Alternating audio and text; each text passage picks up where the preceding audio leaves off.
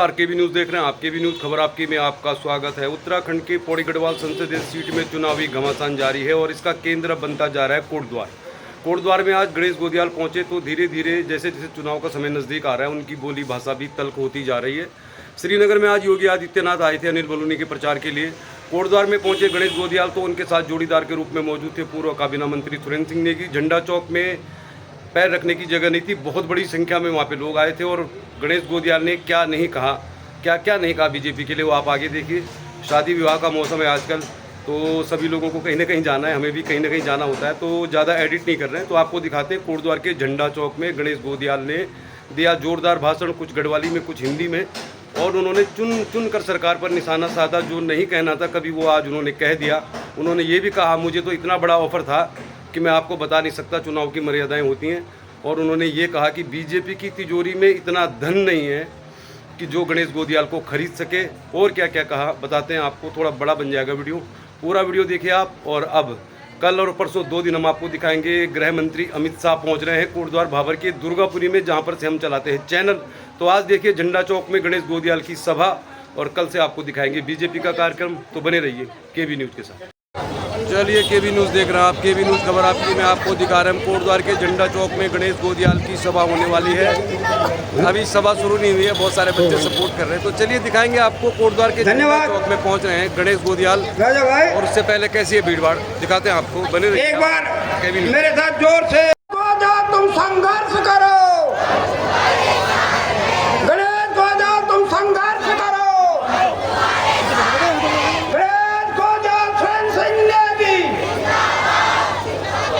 गणेश गोदियाल सुरेंद्र सिंह नेगी। धन्यवाद और आभार करता हूँ साथियों। चूंकि मैं पूर्व सैनिक हूँ तो मैं यहाँ पे अरे क्या लग रहा है सेमवाल जी, कुछ हो रहा है क्या? बिल्कुल परिवर्तन हो रहा है, परिवर्तन ना गोदियाल जी तो मतलब सोने से सोने 24 करोड़। तुम्हारे सैनिकों का क्या हिसाब किताब है? पूर्व सैनिकों का कुछ ठीक है हिसाब? गोदियाल जी के साथ है गोदियाल जी 100%। चलिए गोदियाल जी चलिए केबी न्यूज़ में दिखा रहे हैं हम आपको गणेश गोदियाल पहुंचने वाले हैं। फिलहाल दिखाते हैं कितने लोग हैं यहाँ पे। और रंजना रावत है यहाँ पे, कांग्रेस पार्टी की नेत्री को संबोधित कर रही है। ठीक ठाक है, काफी संख्या में रंजना रावत अभी बोलेंगी, तो रंजना रावत देखते हैं क्या कहती हैं। बहुत ही आदरणीय जो हमारी अध्यक्षता कर रही हैं पूर्व भीड़ है, कह सकते हैं काफी हमारी वरिष्ठ। आप सभी को मेरा दिल की गहराइयों से बहुत बहुत धन्यवाद, आभार। सरकार से और जगह जगह हम लोग चुनाव प्रचार में हम लोग जा रहे हैं और बहुत अच्छा माहौल हमको दिख रहा है। कई ऐसे कार्यकर्ता, कई ऐसे आम जनता भी है, क्योंकि हम लोग डोर टू डोर जा रहे हैं और बहुत ऐसे कार्यकर्ता हमको दिख रहे हैं जो बीजेपी के हैं, और वो हमें कह रहे हैं कि मैडम इस बार नहीं, इस बार हम कांग्रेस के साथ हैं। और कांग्रेस के साथ इसलिए भी कई क्षेत्रों में गणेश गोदियाल जी जो हमारे प्रत्याशी हैं, उनका एक बहुत बड़ा व्यक्तित्व है जो उत्तराखंड को दर्शाता है, उत्तराखंड देवभूमि को दर्शाता है। एक पहाड़ी व्यक्ति जो पहाड़ की संस्कृति और सभ्यता को दर्शाता है, उनसे प्रभावित होकर लोग बहुत जुड़ रहे हैं हमारे साथ। और जो कुछ लोग ऐसे जुड़ रहे हैं जो बहुत ज्यादा पीड़ित है, इस मोदी सरकार से बहुत ज्यादा पीड़ित है, बहुत लोग ऐसे जुड़ते हुए आ रहे हैं। बस एक छोटा सा प्रयास हम सभी कार्यकर्ताओं को करना है, आप लोगों को घर घर जाके बताना है कि हमें अग्निवीर योजना को समाप्त करना है, हमें अपनी बेटी अंकिता भंडारी को न्याय दिलाना है। बीजेपी का नेता, बीजेपी के नेताओं ने जो हमारी पहाड़ की बच्ची के साथ किया है, वो ऐसे अन्याय नहीं होना चाहिए। आप घर घर जाकर अंकिता भंडारी के लिए न्याय मांगकर कांग्रेस के लिए वोट मांगेंगे। मैं आप लोगों से कहना चाहती हूँ कि जो एक बहुत बड़ा मुद्दा है, जो हमारे देश की जो केंद्रीय मंत्री है निर्मला सीतारमण, उनके पतिदेव बहुत बड़े अर्थशास्त्री हैं देश के, उनके द्वारा इलेक्टोरल बॉन्ड का जो मुद्दा है, जो घपला है, कहते हैं ना सबसे बड़ा घोटाला इलेक्टोरल बॉन्ड का, एक बीजेपी की जो केंद्रीय मंत्री है उनके पति ने बोला है कि दुनिया भर का, देश का ही नहीं पूरे विश्व का सबसे बड़ा घोटाला इलेक्टोरल बॉन्ड का है, जिसमें कि वो लोग अपने लोगों को धमका के उनसे हजारों करोड़ रुपए लेते हैं और उसके बाद उनको हजारों करोड़ रुपए का काम दे देते हैं। और चलिए लग रहा है गोदियाल पहुंचने वाले हैं, तो गणेश गोदियाल के स्वागत में गुरुद्वारा में कांग्रेस पार्टी के लोग इकट्ठा हुए हैं। काफ़ी बड़ी संख्या है और अब गणेश गोदियाल का स्वागत किया जाएगा, तो बड़ा जोश का माहौल है यहाँ पे। बड़ी संख्या है गोदियाल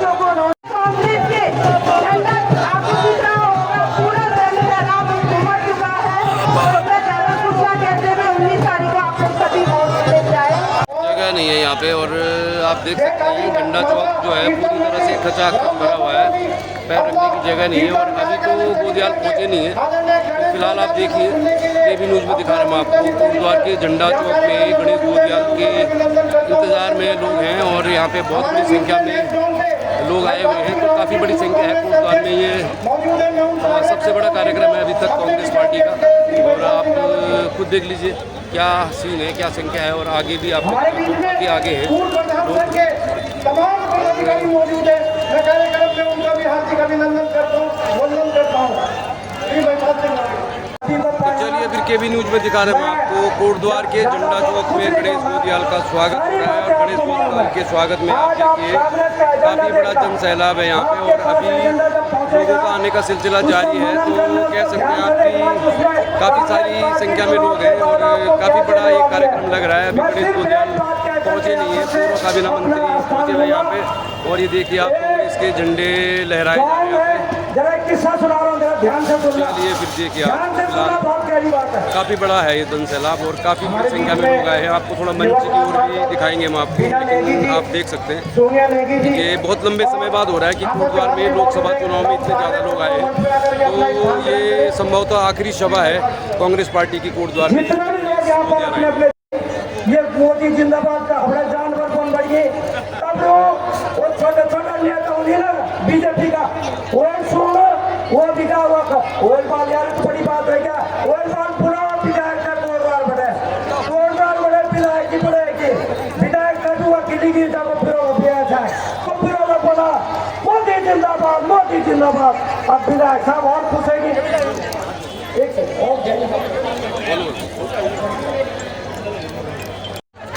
तो सांसद ने कहा कि साहब ये क्या बात है, डॉक्टर को तुम ऐसा कह रहे थे। तो उसने कहा कि साहब जब मैं आया था इसके आँख बंद थी, आँख आरामाओं का आँख खुल गई नंबर तो वहाँ उसे देखना था। 3 बार जब आँख खुली हमारे लोगों का, पूरे उत्तराखंड के लोगों की आँख खुल गई है। धन्यवाद रावत जी।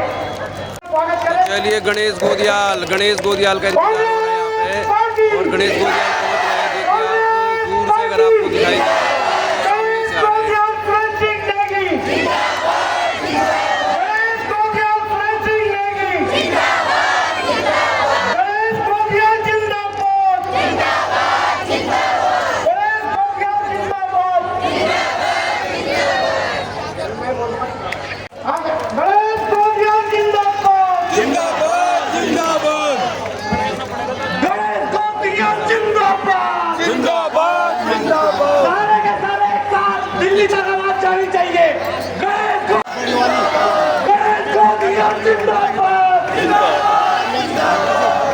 हमारे बीच में किसी का माल्यार्पण कर आग्रह करें।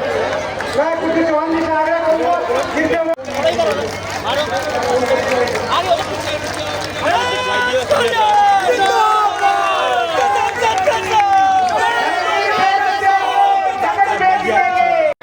चलिए आप देखिए गणेश गोदियाल का इंतजार करते हैं। गणेश गोदियाल दिखाई दे रहा होगा आपको।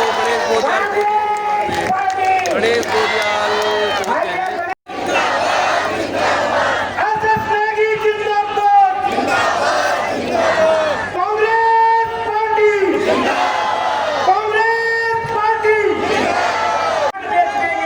अगर नौजवानों तुम सोते ही रहे तो वतन के मसीहा वतन बेच देंगे। चाहता हूं कि आने वाली 19 तारीख को इस देश की तकदीर का फैसला होना है और इस देश की तकदीर के महल को बनाने का काम कोटद्वार की जनता करेगी। सुरेंद्र सिंह नेगी के हाथों को मजबूत करके करेगी। सुरेंद्र सिंह नेगी के हाथ मजबूत हो गए और गणेश गोदियाल संसद में हो गए तो बिटिया गीता भंडारी को न्याय मिलेगा। गणेश गोदियाल की पहली आवाज अगर संसद में निकलेगी तो बिटिया अंकिता के लिए निकलेगी, यहाँ के नौजवानों के लिए निकलेगी, यहाँ के बेरोजगारों के लिए निकलेगी। ये देश की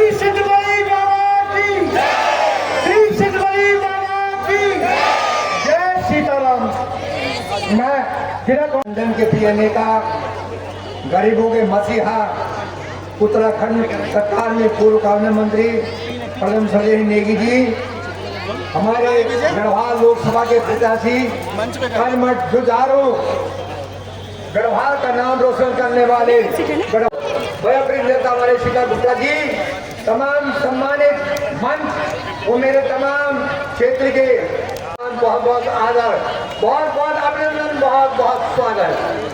दूसरी बार कोटद्वार आ रहे हैं, इस बार तो स्वागत ज्यादा लग रहा है। कैसा लग रहा है? दूसरा दौर है आपका कोटद्वार का आज।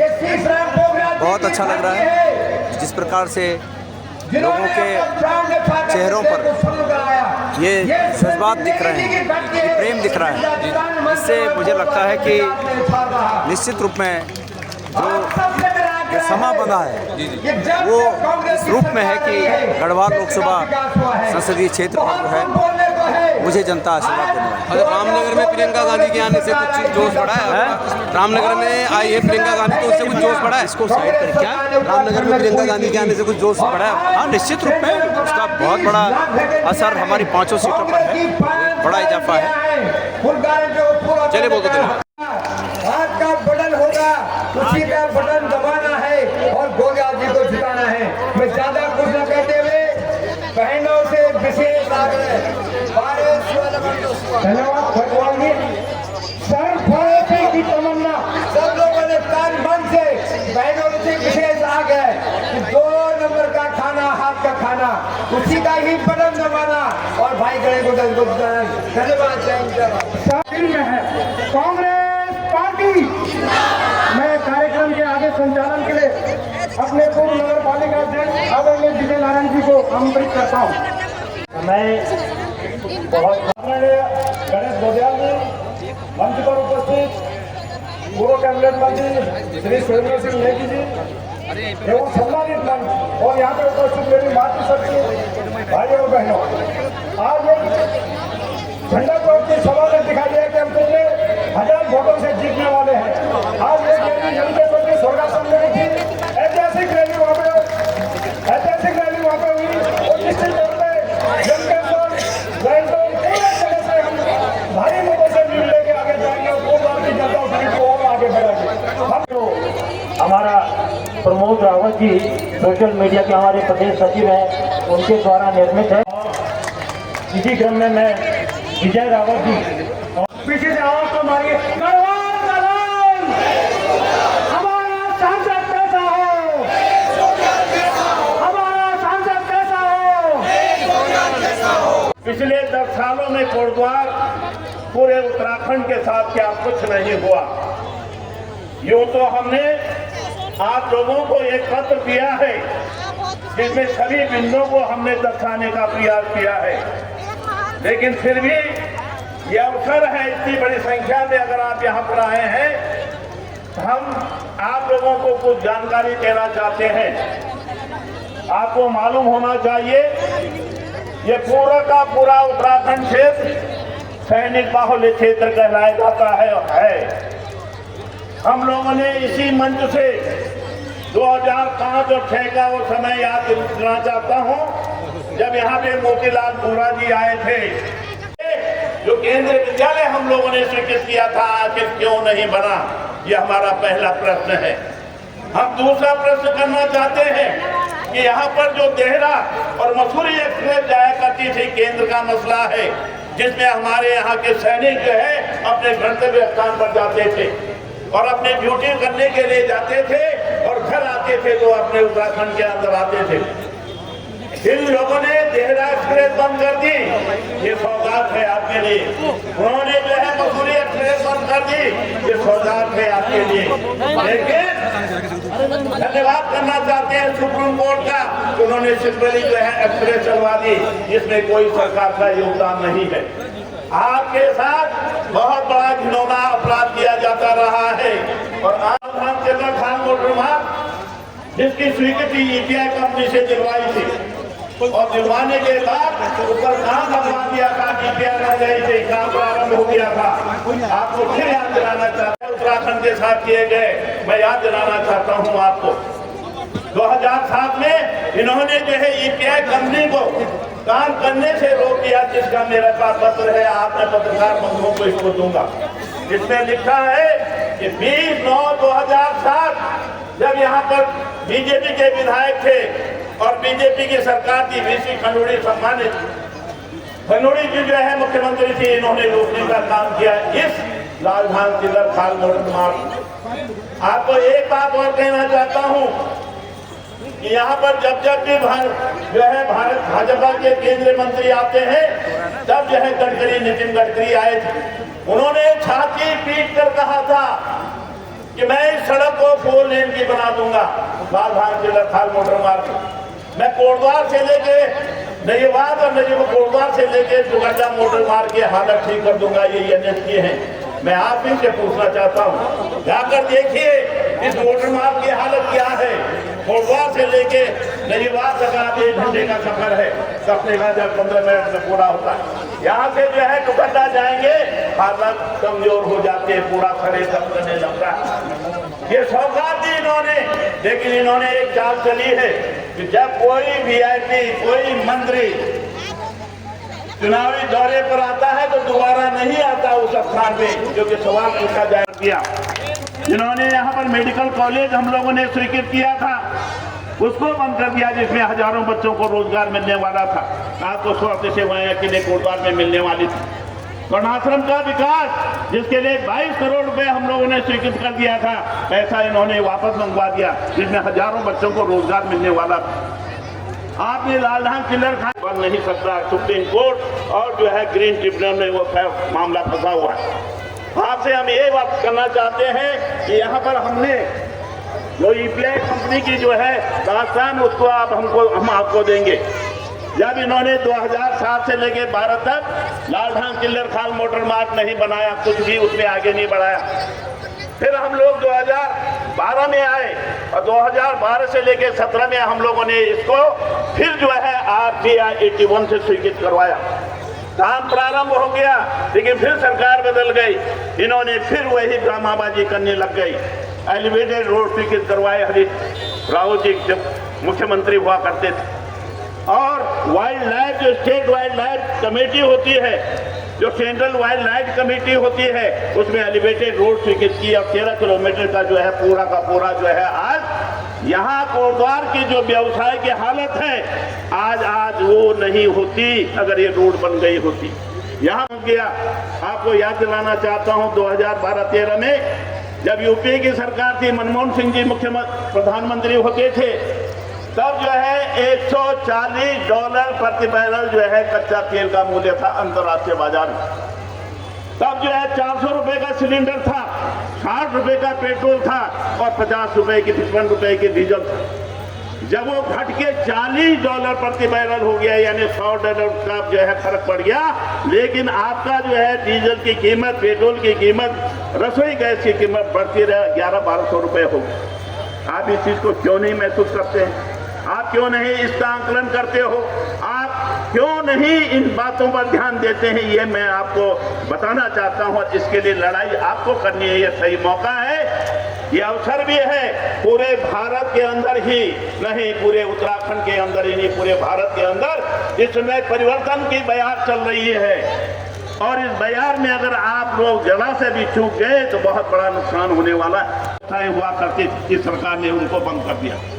आपको ये भी बनाना चाहता हूँ, 1 रैंक 1 पेंशन जो है कांग्रेस की सरकार ने स्वीकृत कर दी थी, पहली किस्त जारी कर दी थी, सरकार बदल गई, आज तक लटका हुआ है।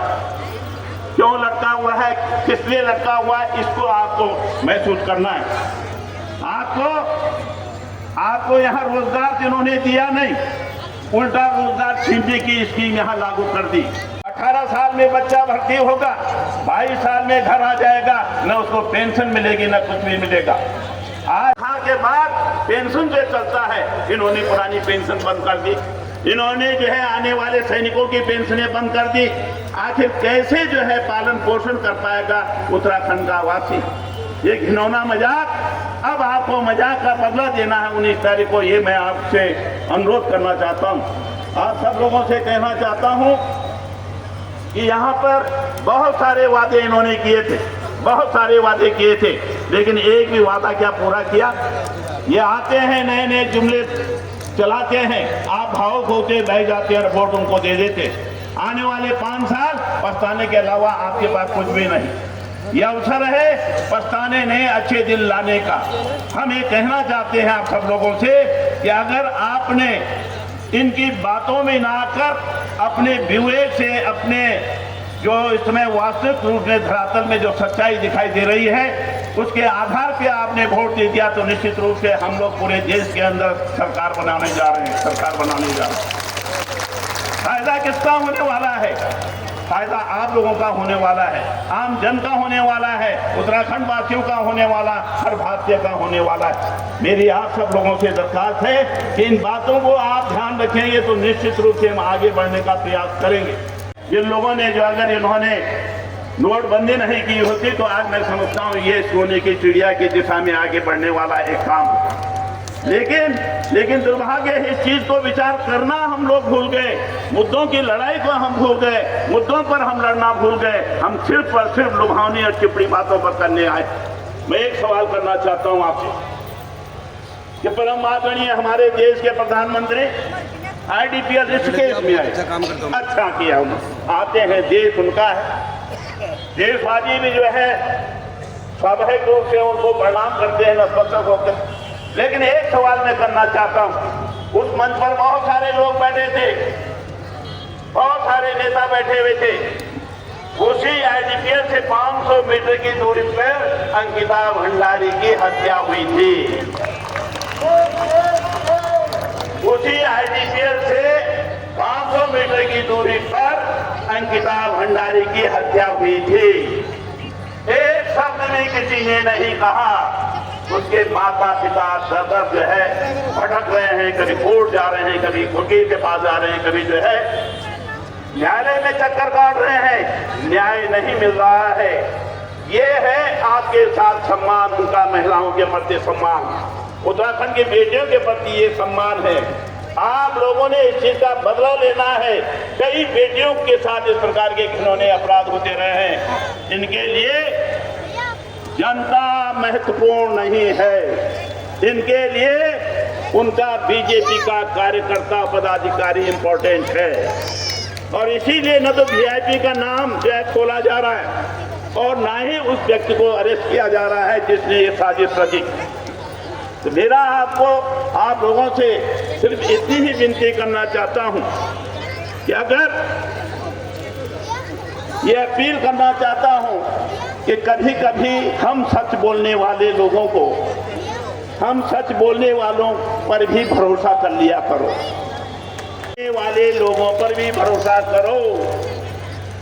सिर्फ आभा मंडल में प्रदूषण फैलाने वाले, भ्रम फैलाने वाले लोगों के ही चक्कर में मत आओ, नहीं तो बहुत बड़ा नुकसान होने वाला है। आज मैं एक चीज और खुलासा करना चाहता हूं, आप कैसा प्रत्याशी चाहते हैं? जो आपने चुना 2014 में दिखाई नहीं दिए, 2019 में वो दिखाई नहीं दिए, 2022 में आपने यहाँ भी किसी को कोई दीदी नाम की आई, वो भी दिखाई नहीं देती। घर कहाँ है उनका हमको पता नहीं, आपको भी पता नहीं, मिलती कहाँ है उनको पता नहीं। वर्तमान में जो बीजेपी के प्रत्याशी हैं उनका भी पता ढूंढ लो, ढूंढते रह जाओगे 5 साल, लेकिन पता नहीं मिलेगा। आज की तारीख में पिछले 6 साल से वो आपके सांसद हैं, वहाँ समय पार्लियामेंट मेंबर को ज्यादा बोलने का अवसर मिलता है, लोकसभा में कम मिलता है। ये 5 साल के लिए, जब 6 साल में ये कोई बात कोटद्वार की नहीं उठा पाए, जब 6 साल में कोई उत्तराखंड की बात नहीं उठा पाए, 6 साल में जब अग्निवीर योजना स्वीकृत की जा रही थी तब उसके विरोध में नहीं उठाए, अंकिता भंडारी के हत्याकांड पे एक शब्द नहीं बोल पाए। अब क्या उम्मीद करते हो? ये तो 5 साल का चुनाव है, इसमें लोहा तांबा नहीं मिला हुआ है। जो सामने है वो दिखाई दे रहा है और अपने क्षेत्र में बहुत काम किया है, हमारे साथ साथ चले हैं। हमने देखा है कौन व्यक्ति जो है काम करने के इच्छुक, क्षेत्र की भलाई के लिए, जनता के सुख और दर्द में जो है जुट चुका है, ये जो है गणेश गोदियाल करेंगे। हम इनके हाथ पकड़कर आपके तमाम कार्य कराने की गारंटी लेते हैं। ये जब भी इधर से पौड़ी की तरफ गुजरेंगे तो कोटद्वार में तमाम लोगों को मिलकर प्रोग्राम दे के कहेंगे कि हमारा कार्यक्रम है, आप आइए, किसी की समस्या हो तो हम करते हैं। आप उनसे जाकर पूछवा लो, मांगिए गारंटी, उनसे भी मांग के दिखाइए, आपको गारंटी नहीं मिलेगी, आपको दुत्कार मिलेगी। आप कैसे अंदर आ गए, किसके कहने से आ गए, बहुत फर्क है, जमीन आसमान का फर्क है कि वो आपकी बातों को सुनकर उनकी समस्याओं का निदान करे। तो मैं सिर्फ इतना ही कहना चाहता हूं कि आप सब लोग अपनी अपनी जिस जोश खरोश के साथ बरसात की बूंदें भी टपकी रही है तो कहते हैं कि शुभ संकेत होता है। इंद्रदेव भी प्रसन्न है, गोदियाल जी से, उत्तराखंड के लोगों से, उत्तराखंड के तमाम प्रत्याशियों से। आपके रिश्तेदार होंगे, कोई गोपेश्वर होगा, कोई चमोली होगा, कोई रुद्रप्रयाग होगा, कोई लहसुन होगा, कोई जमकेश्वर में होगा, आपके रिश्तेदार होंगे, कोई हरिद्वार में होगा, कोई जो है आपका टिहरी में होगा, रामनगर होगा, चाहे वो अल्मोड़ा होगा, सब जगह फोन खटखटाए कि उत्तराखंड को बचाना है। इसलिए मैं आप सब लोगों से अनुरोध करना चाहता हूं, 19 तारीख का दिन होगा, चुनाव दिन हाथ का खाना होगा, नाम सामने जो है गणेश गोदियाल होगा, उसी का बटन दबाना होगा ताकि इनको सीधे पार्लियामेंट में हम भेज सके और आपकी आवाज को बुलंद कर सके।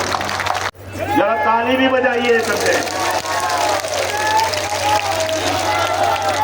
जरा जोर से तालियां बजाइए ताकि वहां तक आवाज जाए।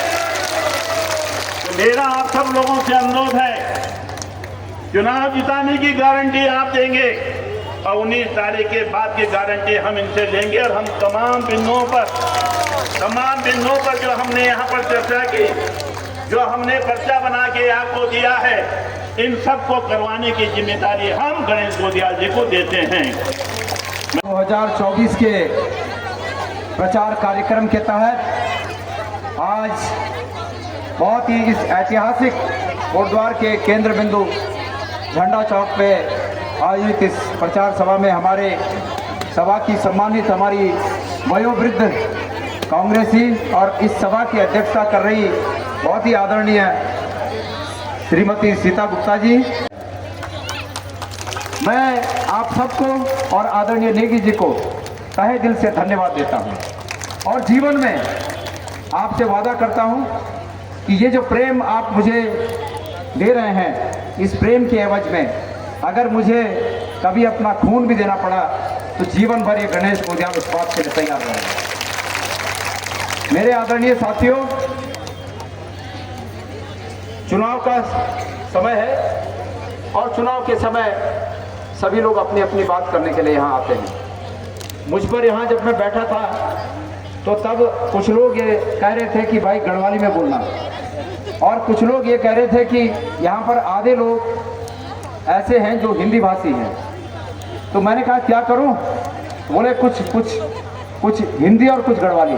तो मैंने कहा कि मैं दाल जो है हिंदी में बनाऊंगा और छौंका गढ़वाली में लगाऊंगा, और वो भी छौंका राठी घी का छौंका लगाऊंगा, और इससे ऐसा होगा कि हिंदी की दाल, गढ़वाली का छौंका, तो दाल और जायकेदार हो जाएगी। तो मेरे प्यारे भाइयों, आज चुनाव का मौसम है।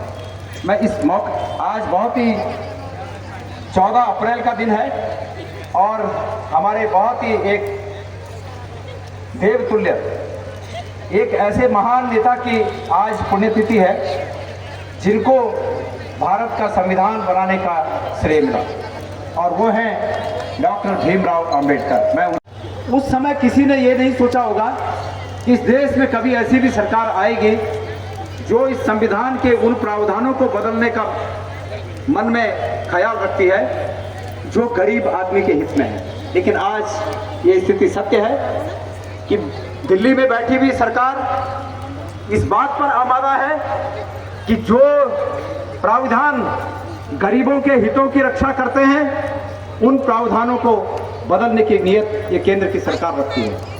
मेरे प्यारे साथियों, संविधान में हमें यह हक है कि अगर आप सत्ता के साथ सहमत नहीं हैं, सत्ता के नीतियों से सहमत नहीं है, सत्ता के क्रियाकलापों से सहमत नहीं है, तो संविधान हमें यह हक देता है कि हम जहां जहां जिस स्थिति में है, जैसी भी स्थिति में है, हम सत्ता का विरोध करें।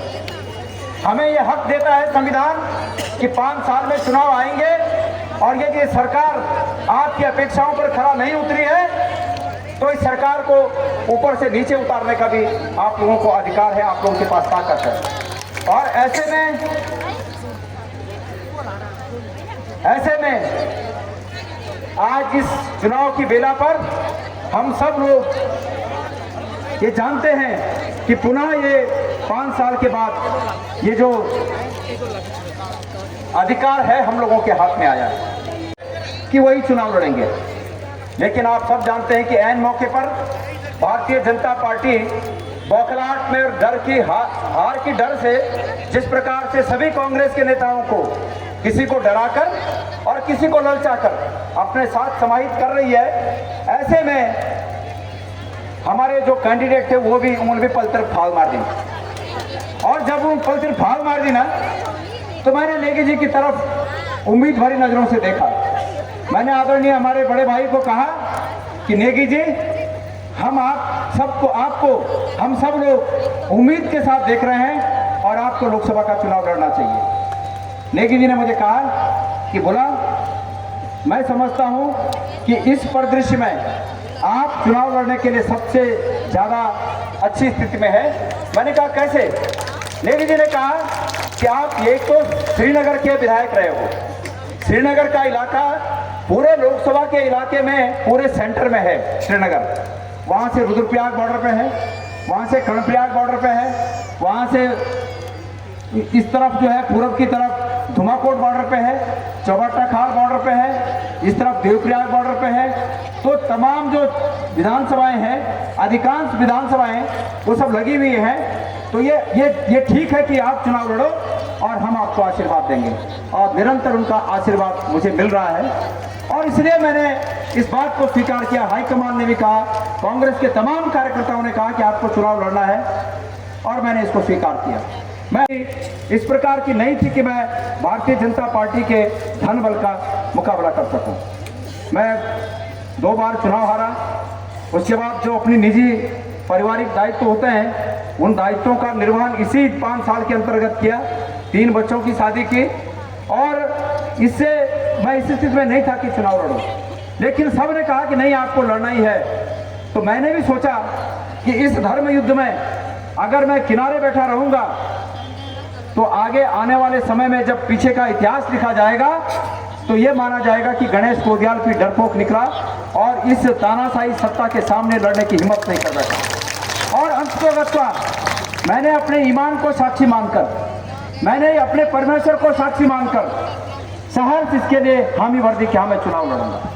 मैं जब चुनाव नहीं लड़ रहा था तब तक तो मेरे पर इनकम टैक्स की कोई नोटिस नहीं थी।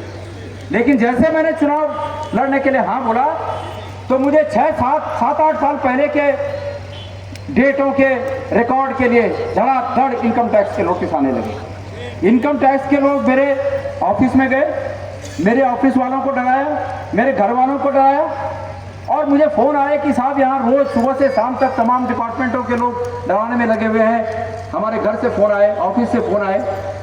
मैंने कहा क्या हुआ? तो उन्होंने नोटिस की कॉपियाँ भेजी। मैं समझ गया, पर एक बात है, डरेगा वो व्यक्ति जिसने कुछ गलत कर रखा है, और जिसने कुछ भी गलत नहीं कर रखा है उसे डरने की क्या जरूरत है। जब मैं इनसे नहीं डरा तो उसके बाद मुझे ललचाने की कोशिश हुई, और मैं सार्वजनिक मंच से उस बात को नहीं कह सकता जो लालच ये इन्होंने दिया। इसलिए नहीं कह सकता कि मेरे हम उम्र साथियों ने बाबा भारती और उसका घोड़ा कहानी पढ़ी होगी जब हम कक्षा 8-9 में थे, और उसमें यह कहा गया कि बाबा भारती के पास एक सुंदर घोड़ा था, उम्दा घोड़ा था, और खड़क सिंह डाकू की नजर उस घोड़े पे थी। और खड़क सिंह डाकू ने अपाहिज बनकर एक दिन बाबा भारती से वो घोड़ा छीन लिया। अपाहिज बनकर सड़क के किनारे भीख मांगने लगा वो डाकू। और बाबा भारती जब अपने घोड़े पे आ रहा था तो खड़क सिंह ने ये कहा कि भाई मैं अपाहिज हूँ, थोड़ी देर के लिए आगे तक मुझे भी इस घोड़े पे ले चलो। और बाबा भारती ने उनको ऊपर खींच के पीछे से बिठा दिया। जब थोड़ी दूर तक आगे तक वो घोड़ा चला तो डाकू ने बाबा भारती को नीचे पटक दिया, घोड़े की लगाम हाथ में ली और अट्टहास करते हुए कहा कि बाबा भारती, तुम्हें पता नहीं था कि मैं डाकू खड़क सिंह हूँ और मैंने घोड़ा छीन लिया है। बाबा भारती ने कहा कि खड़क सिंह रुक जा, घोड़ा तेरा ही है, लेकिन मेरी एक बात सुन के जा। और खड़क सिंह लौट के आया, बोला देख घोड़ा तो तूने ले लिया, लेकिन दुनिया के सामने ये मत कहना कभी कि तुमने अपाहिज बनकर ये घोड़ा मुझसे छीना है। अगर तुम ये कहोगे तो दुनिया का अपाहिजों से विश्वास उठ जाएगा। इसलिए कि राजनीति से आम जनता का विश्वास न उठे, इनके लालच को मैं सार्वजनिक नहीं कर रहा हूं। इन्होंने इतना बड़ा लालच दिया। लेकिन मैं एक बात बता देना चाहता हूं, भारतीय जनता पार्टी की तिजोरी में वो दौलत नहीं है जो गणेश गोदियाल को खरीद सके। लोग कहते हैं कि हम जमीन से उठे। आपका ये भाई, आपका ये बेटा जमीन के नीचे से उठा हुआ है। अभी मेरी कुछ बहनें, हमारे गांव के नजदीक की कुछ बहनें यहाँ पर मुझे मिली, अभी मुझे फूल चढ़ा के नीचे चली गई। मेरी हकीकत को जानती हैं। एक बहन मुझे मिली, इनके पिताजी की दुकान थी चिबलघाट में। कगे नु दीदी हाथ खड़ चूंगा कि चिबलघाट है दीदी कहाँ इमो बैठे चली। नथी सिंह जी इनके पिताजी का नाम, इनकी दुकान थी चिबलघाट में राशन की। और सन 75 की बात बता रहा हूँ। मेरे गांव से 13 किलोमीटर की दूर पर वो दुकान है और 5 पैसा सस्ता मिलता था। और मैं बहुत छोटा भी था, कमजोर भी था, मैं 5 किलो उठा सकता था। उस 5 किलो को उठाने के लिए 5 पैसे सस्ते के चक्कर में, 25 पैसे के चक्कर में उनकी दुकान से राशन लेके जाता था 13 किलोमीटर दूर। हम जमीन के नीचे से उठे हुए हैं, हम दौलत में बिकने वाले लोग नहीं हैं। दुनिया में 2 तरह के लोग होते हैं, एक मार से मरते हैं और एक प्यार से मरते हैं। और दुर्भाग्य से भारतीय जनता पार्टी की मार से हम मरने वाले नहीं हैं। हम मार से मरने वालों में नहीं है और प्यार उनके खजाने में प्यार है नहीं। हमारे नेता राहुल गांधी ने कहा कि नफरत के बाजार में मोहब्बत की दुकान, इसलिए कहा कि ये नफरत फैलाकर राजनीति करना चाहते हैं। तो मैंने कहा कि जो संविधान ने हमें हक दिया है कि जो लोग सत्ता से नाइत्तेफाकी रखें, जो लोग सत्ता से ये समझे कि ये सत्ता उन्हें ठग रही है और ये ठग कर हम पर राज कर रहे हैं, उन सब लोगों को सत्ता का विरोध करना चाहिए। और ये गणेश गोदियाल इसलिए सत्ता के सामने चुनाव लड़ रहा है कि मैं ये समझता हूँ कि हमारी आवाम को, हमारे भाइयों को, हमारी बहनों को निरंतर 10 साल से ठगा जा रहा है। मेरे भाइयों, ये जो 10 साल से ठगने की प्रक्रिया है, इस पर कहीं तो विराम लगाना होगा। और ये कोई ये न समझे कि मैं सत्ता का विरोध इसलिए कर रहा हूं कि मैं कांग्रेस का सदस्य हूं। कोई ये न समझे कि मैं सत्ता का विरोध इसलिए कर रहा हूं कि मैं कांग्रेस का प्रत्याशी हूं। कांग्रेस का प्रत्याशी होने से पहले, कांग्रेस का सदस्य होने से पहले मैं भारत का एक सच्चा नागरिक अपने को समझता हूं। मैं स्वयं को पहले उत्तराखंड का सच्चा नागरिक समझता हूं और मैं गढ़वाल का सच्चा नागरिक समझता हूं स्वयं को। इसलिए मैं इस गढ़वाल के अपने भाइयों के, बहनों के हितों की रक्षा कर सकूं, इसलिए मैं चुनाव में खड़ा हूं। और हमारे साथ अन्याय क्या हुए, मैं उन अन्यायों को गिनाना चाहता हूं। मेरे प्यारे भाइयों, कहा गया था 10 साल पहले कि अच्छे दिन आने वाले हैं। मैं पूछना चाहता हूं कि आज 10 साल के शासन के बाद 50 साल, 75 साल पहले, 60 साल पहले, आज भी 10 साल शासन करने वाले लोग हमारी बेरोजगारी के लिए अतीत के सरकारों को कोस रहे हैं। 10 साल शासन करने वाले अपनी इन सड़कों का हाल नहीं देख रहे हैं। अगर ये पूछे इन सड़कों पर गड्ढे हैं, कल कुमार विश्वास जी ने एक तंज कथा कि भाई इन सड़कों से देखकर लगता है कि कोटद्वार में अभी तक विकास नहीं आया। कहा ना? तो ये कहा, अगर ये कहा तो ये सड़कों का विकास जो है आपने खुद ही देखा कि क्या हाल है। पर ये कहते क्या है बीजेपी वाले, 70 साल में देश में कुछ नहीं हुआ और जो कुछ हुआ इनके 10 साल के कार्यकाल में हुआ। मेरे प्यारे भाइयों, मैं ये पूछना चाहता हूँ, आप जितनी जगह नजर दौड़ा लें, जितनी जगह नजर दौड़ा लें, उतनी हर जगह में अगर आपको कोई ऐसी चीज दिखे कि जो इनके कार्यकाल में बनी है तो तब इनको वोट दीजिएगा। और ये सब चीजें, अगर ये कोटद्वार में दिखने वाली सब चीजें कांग्रेस के समय में बनी है, मैं पूछना चाहता हूँ ये सड़क कब बनी? मैं पूछना चाहता हूँ ये सड़क हो गया, यहाँ पर बीएल कब बना?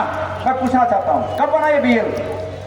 आज उसमें कार्मिकों की संख्या क्या हो गई? अगर ये सरकार अच्छी है तो क्यों वहां पर कार्मिकों की संख्या में लगातार कमी आ रही है? क्यों?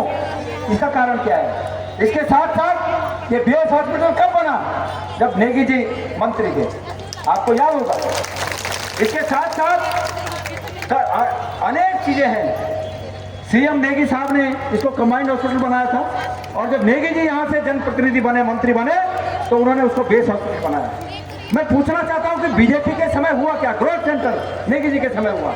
ये चिलरखाल, ये लाल ढांग मोटर मार्ग, नेगी जी उसका जनक है, नेगी जी उस काम को किया। मेरा कहने का तात्पर्य ये है, इस भौतिक रूप में विकास को जो भी आप देख रहे हैं, हर एक चीज कांग्रेस के समय में हुई, लेकिन ये बार बार झूठ बोल के इस बात को स्थापित करना चाहते हैं कि ये सब कुछ उन्हीं के समय में हुआ।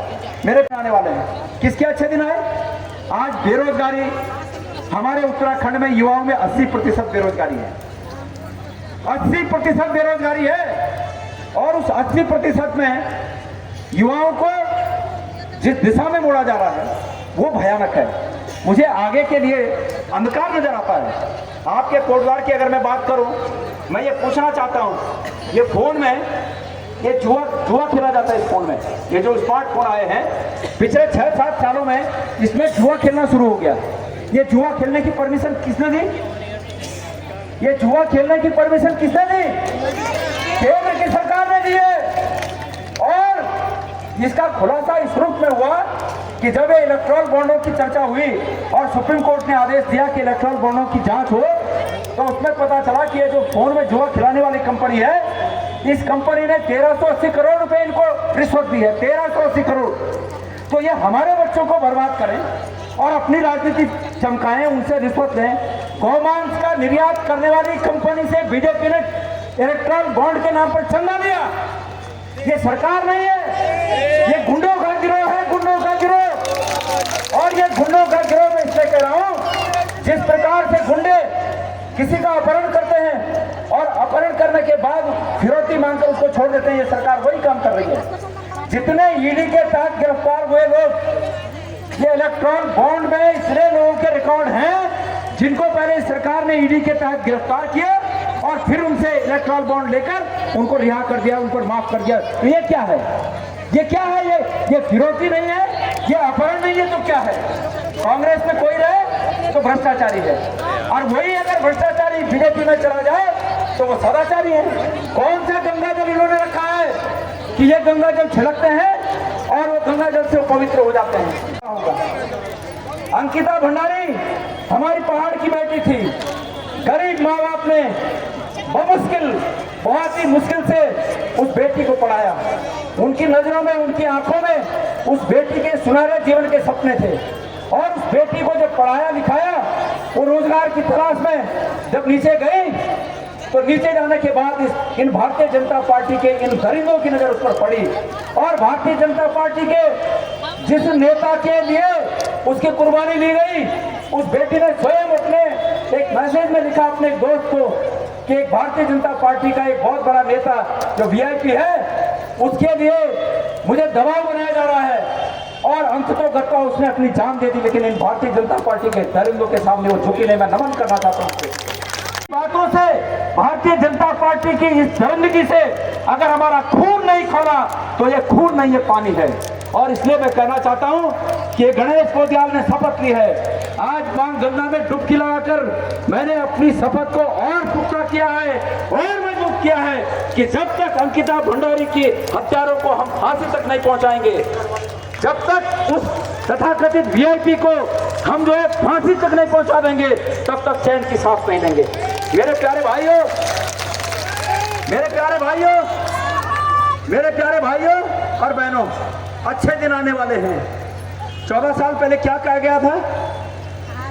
वो हमारे जो बाबा आते हैं, आए थे परसों ऋषिकेश में, क्या बोले थे 10 साल पहले?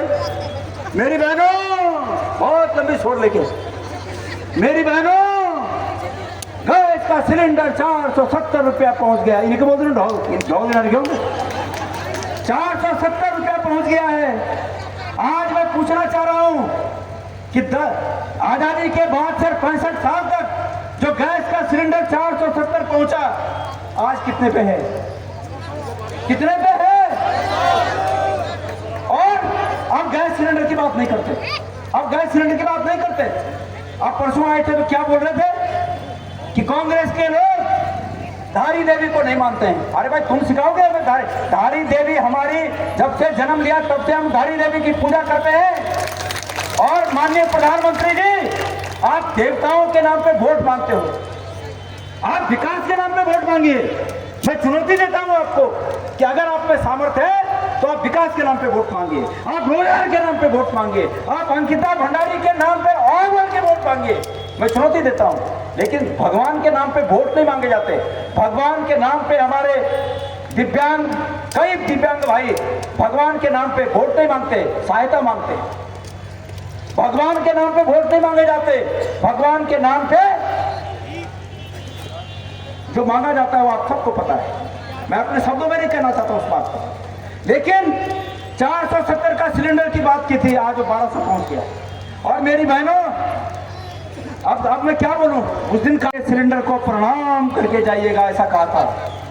और आज गढ़वाल में बोल देना कि अग्निवटी जो मुछा कहना कह दिन पीछे तो जान। और आज वो अग्निवटी जगह मुछा पीछे चल गया। आज अग्निवटी जगह मुछा वो पिछले चल गया। और यू गणेश बोल जाते ठंडा चौड़ बैठ बोलूँ कि मेरी बहनों, और तेरी मेरी ऐसी बहनें होंगी जिनको उज्ज्वला गैस के अंतर्गत, योजना के अंतर्गत सिलेंडर मिले होंगे, खाली पड़े होंगे। उनके घरों में 1200 रुपए उस गैस के सिलेंडर को भराने का नहीं होगा। हमारे दो जन जब तो थरपन देना उन्हें वो खाली सिलेंडर जब घर में उल्टा थर पे और वैसे प्रणाम करके जाए, हाथों दिखाना बदल बनाए। ये जरूरत है कि दरवाजे बंद करें ना मुकुल, यूं ना मुकुल दरवाजे बंद करी ना। और जब यूं दरवाजे बंद करी ना तो यू गणेश हो जाओ, तुम्हारी वकालत करूँ था। अगर ये गणेश हो जाओ तो मेरे पूर्व सैनिक भाइयों का आशीर्वाद मिला लो।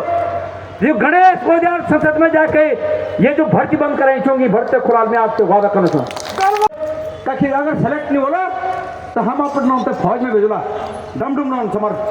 लेकिन आज रास्ता बंद करें। मैं पहाड़ में जब भी जे तो जान छो, सड़क पर देखो तो हमारा बच्चा दौड़ना रहा था, कसरत कर था। और जब पूछे वो तो कि भाई तुम क्या करना चाहे, वो हम फौजों को भर्ती करना चाहे। आज कोई नहीं देखेंगे किले नहीं देखा ना, किले के उधर मालूम होगा कि सरकार हमारा रास्ता बंद करे। क्या चाहना है हम? मैं आपसे निवेदन कर चाहना छू, क्या 1 रैंक 1 पेंशन लागू हो गए? और जब मिलू ना वो 1 रैंक 1 पेंशन 2013 का अंतरिम बजट में कांग्रेस है देन से कांग्रेस वे कुड़ी अंतरिम बजट में ही निर्धारण करके गए थे। तब जाके ये सरकार वो अधूरा 1 रैंक 1 पेंशन देनी। हर जगह पर ये सरकार समाज से आघात करे। विश्वास है कि गढ़वाल की जनता निश्चित रूप में मुझे हारने नहीं देगी। गढ़वाल की जनता की जीत निश्चित होगी।